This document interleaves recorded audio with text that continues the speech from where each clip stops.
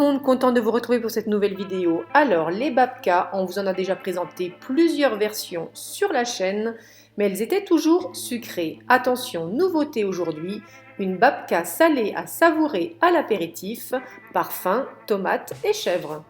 C'est parti pour le déroulé de la recette. Alors, dans la cuve du robot, vous allez me mettre 180 g de lait tiède, 380 g de farine, 2 œufs, 15 g de sucre, une cuillère à soupe et demie d'herbes de Provence, 5 g de sel, ainsi que 8 g de levure fraîche de boulanger. Naturellement, vous retrouvez la liste des ingrédients sous cette vidéo. On confie tout ça au robot et on le laisse travailler pendant 5 minutes.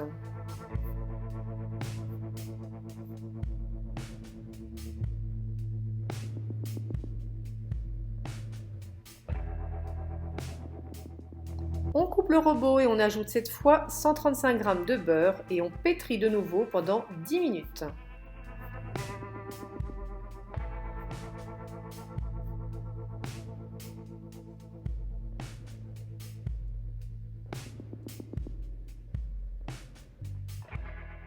Quand le temps est écoulé, on retire le pétrin, on ramène la pâte au fond de la cuve et on va venir la filmer au contact pour la réserver une nuit au réfrigérateur.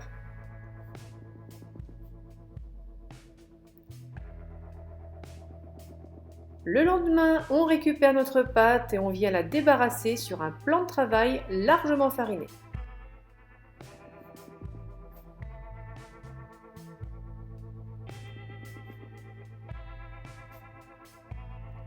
A l'aide du rouleau à pâtisserie, vous allez venir me réaliser un rectangle de 30 cm par 40. Pour ce qui est de la garniture, on vous avoue, on est allé au plus simple et on a tout simplement acheté un pesto de tomates séchées. Naturellement, si vous avez la conviction et l'envie, vous pouvez tout à fait réaliser un pesto maison. On l'a étalé sur toute la surface de la pâte et quand c'est fait, on est venu émietter une bûche de chèvre sur toute la surface.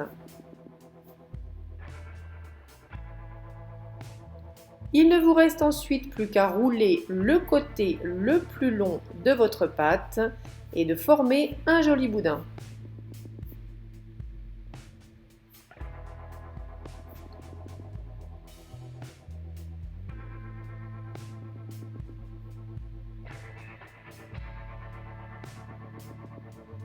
Quand c'est terminé, vous le mettez sur une plaque et vous réservez 1 heure au congélateur. À la sortie, il ne vous reste plus qu'à le fendre en deux et de réaliser une jolie torsade avec les deux moitiés.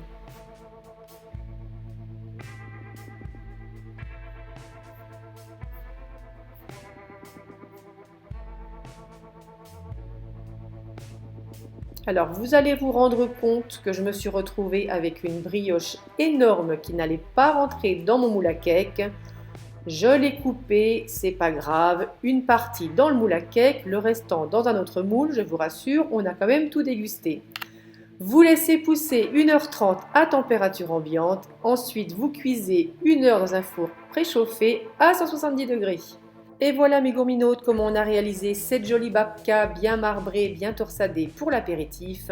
Naturellement, on avait choisi tomate et chèvre, mais vous pouvez utiliser les parfums de votre choix. La team vous remercie d'avoir partagé ce moment de cuisine avec vous et vous dit à très vite pour une prochaine gourmandise. Bisous sucrés à tous!